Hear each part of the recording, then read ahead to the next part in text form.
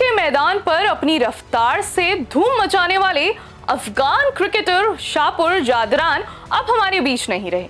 उनकी मौत ने एक ऐसी बीमारी की ओर ध्यान खींचा है जिसके बारे में आम लोग बहुत कम जानते हैं। HLH यानी हीमोफैगोसाइटिक लिम्फोहिस्टियोसाइटोसिस।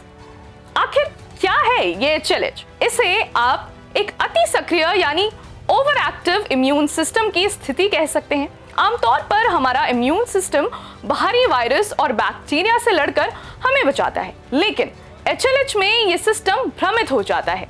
ये शरीर की स्वस्थ कोशिकाओं यानी हेल्दी सेल्स को ही बाहरी दुश्मन समझने लगता है और उन पर हमला कर देता है। इस प्रोसेस में इम्यून सिस्टम हद से ज्यादा सक्रिय हो जाता है, जिससे शरीर के अंगों में भयंकर सूजन आ जाती है। ये बीमारी मुख्य रूप से लिवर, स्प्लीन, बोन मैरो और ब्रेन को निशाना बनाती है।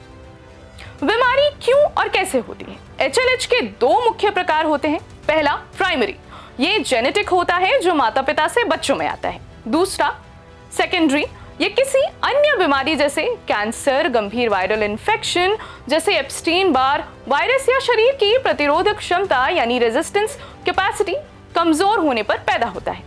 लक्षणों को पहचानना क्यों है चुनौती?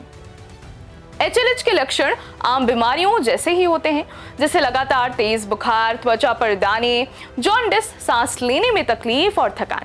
यही कारण है कि शुरुआत में इसे पहचानना काफी मुश्किल होता है। इसका इलाज क्या है?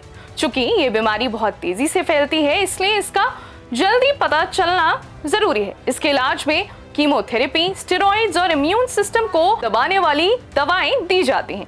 गंभीर मामलों में बोन मैरो ट्रांसप्लांट ही एकमात्र विकल्प बचता है। शापुर जादरान का जाना वाकई दुखद है।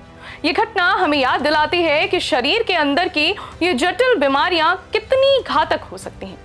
जागरूकता ही इनसे लड़ने का सबसे बड़ा हथियार है। अगर आपको शरीर में असामान्य लक्षण दिखे तो उन्हें नजरअंदाज बिल्कुल ना करें और तुरंत डॉक्टर से सलाह लें।